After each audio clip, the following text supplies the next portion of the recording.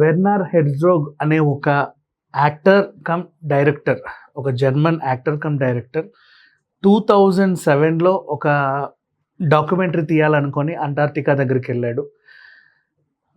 Encounters at the edge of the world అని అక్కడున్న life స్టైల్ని, అక్కడ పరిశోధనలు చేసే శాస్త్రవేత్తలు వాళ్ళ జీవన శైలి, అక్కడ నివసించే wild life and fishes what ever, అక్కడ క్లైమేట్ కండిషన్స్ అన్నిటి మీద ఒక మంచి డాక్యుమెంటరీ తీద్దామని ఆయన అక్కడికి వెళ్ళాడు.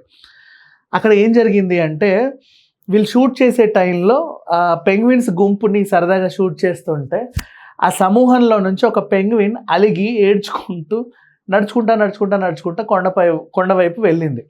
యాక్చువల్గా పెంగ్విన్లు సముద్రం దగ్గరే ఉండాలి, ఆ సమూహంతోనే ఉండాలి. అలా బయటికి వచ్చిందంటే ఇది డెత్ మార్చ్ అని ఆయన అనుకున్నాడు, అంటే చనిపోవడానికే వెళ్ళింది అని. అది అక్కడ అంటే 70 కిలోమీటర్స్ వరకు వెళ్ళింది. అది తిరిగి రిటర్న్ వచ్చినా కూడా డెత్ మార్చారు, ఎందుకంటే దారి మధ్యలో ఎక్కడో చనిపోతుంది. సరే అని దాన్ని తీసుకొచ్చి ఇక్కడ వేశారు. అయినా సరే అది మళ్ళీ అటే వెళ్ళడం స్టార్ట్ చేసింది. సో తనకు అనిపించింది ఏంటంటే తన డాక్యుమెంటరీలో పొందుపరిచాడు. దాని గురించి మనం తర్వాత మాట్లాడుకుందాం. ఇది 2007లో జరిగినటువంటి స్టోరీ. నౌ 2014లో పూరి జగన్నాథ్ గారికి ఈ అంశం బాగా నచ్చి ఆయన తన సామాజిక మాధ్యమాల్లో ఒక స్టోరీ నరేట్ చేసి పోస్ట్ చేసుకునగానే అది బాగా వైరల్ అయింది. ఇప్పుడు పూరి గారు రాసుకున్న స్టోరీ అంటే చెప్పిన స్టోరీ ఏంటంటే, మగ పెంగ్విన్ ఆడ పెంగ్విన్కు ఉన్న ఒక మంచి బాండింగ్ గురించి మాట్లాడాడు. పెబుల్ పద్ధతిలో అవి ప్రపోజ్ చేసుకునే విధానం, పిల్లల్ని సంరక్షించుకునే విధానం, ఎగ్ని సంరక్షించుకునే విధానం, అండ్ అలాగే ఒకరి మీద ఒకరికున్న నమ్మకం. మగ పెంగ్విన్ ఆడ పెంగ్విన్ని చాలా విపరీతంగా ప్రేమిస్తుంది. అదే ఆడ పెంగ్విన్ మగ పెంగ్విన్ని చీట్ చేస్తే కనుక ఆ మగ పెంగ్విన్ ఆ బాధను తట్టుకోలేక ఆ సమూహానికి దూరంగా వెళ్ళి చనిపోతుంది అనేది ఆ స్టోరీ సారాంశం. అది విన్న తర్వాత చాలామంది ఇంటర్నెట్లో ఏం చేస్తున్నారంటే, చూసావా మా మొగళ్ళ ప్రేమ ఎంత గొప్పదో, ఆడవాళ్ళు చీట్ చేస్తే మేము చావనైనా చేస్తామే కానీ ఇంకొకరు మొహం చూడము, అది చూడము, ఇది చూడమని చెప్పేసి డిఫరెంట్ స్టోరీలు రాస్తూ ఉంటుంటే అది కాస్త వైరల్ అయ్యి మళ్ళీ ప్రపంచవ్యాప్తంగా వైరల్ అయింది. ఇది ఒకసారి యాక్చువల్గా చెప్పాలంటే ఇది రీవైరల్ అవ్వడానికి పరోక్షంగా కారణం పూరి జగన్నాథ్. ఆయన కూడా కొన్ని క్రెడిట్స్ ఖచ్చితంగా ఇవ్వాల్సిందే. ఇప్పుడు అసలు విషయానికి వెళ్దాం. మరొక స్టోరీ ఇంతలా వైరల్ అయినప్పుడు ఎవరైతే దాన్ని షూట్ చేశారో ఆయన అభిప్రాయం కూడా తెలుసుకుంటే బెటర్ కదా. అక్కడ చెప్పిన స్టోరీ ఏంటంటే, ఆ సమూహంలో ఆడ పెంగ్విన్ చనిపోయింది.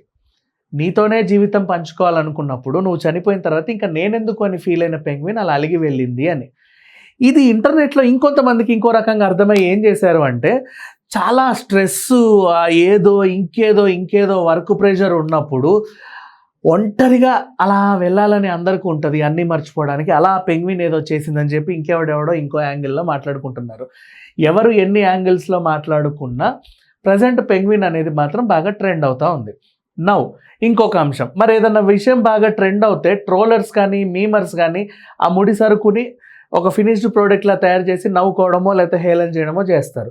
వీళ్ళు ఏం చేశారు అంటే, అది ట్రంప్ చేయబట్టుకొని నడుచుకుంటూ వెళ్ళినట్టు, కవిత గారు చేయబట్టుకొని నడుచుకుంటూ వెళ్ళినట్టు, జగన్ చేయబట్టుకొని నడుచుకుంటూ వెళ్ళినట్టు రకరకాల మీమ్స్ క్రియేట్ చేసి నవ్వుకుంటున్నారు. అదొక పార్ట్. ఇకపోతే పెంగ్విన్స్ గురించి చాలామందికి తెలియని ఒక మంచి అంశాలు ఉన్నాయి. ఎట్లాగూ సందర్భం వచ్చింది కాబట్టి చెప్పుకుందాం.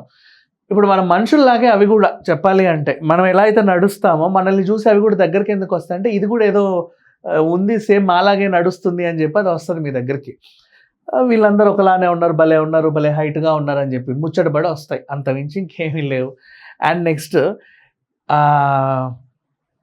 చాలా డీప్ సీలో, అంటే ఎక్కడో అట్టడుగున సీలో కూడా గంటకు 36 కిలోమీటర్ల దూరంలో, అంటే వేగంగా ప్రయాణించగలిగే జీవుల్లో ఇదొకటి. బాగా ఈదగలదు, చాలా డీప్ డైవర్స్ అది ఇంకా చెప్పాలి అంటే.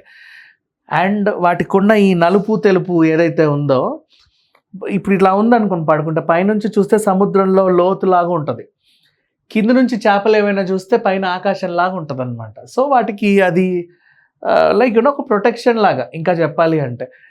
నెక్స్ట్ ఇక ప్రేమలు, ఆప్యాయతలు, అనురాగాల విషయాలకు వస్తే, మనం ఎలాగైతే ఒక అబ్బాయి అమ్మాయిని ప్రేమించాను అని చెప్పడానికి ఒక గులాబో లేకపోతే ఒక గ్రీటింగ్ కార్డో లేకపోతే ఒక చాక్లెటో ఇంకేదో ఇస్తూ ఉంటారు, లేదా ఉంగరమో.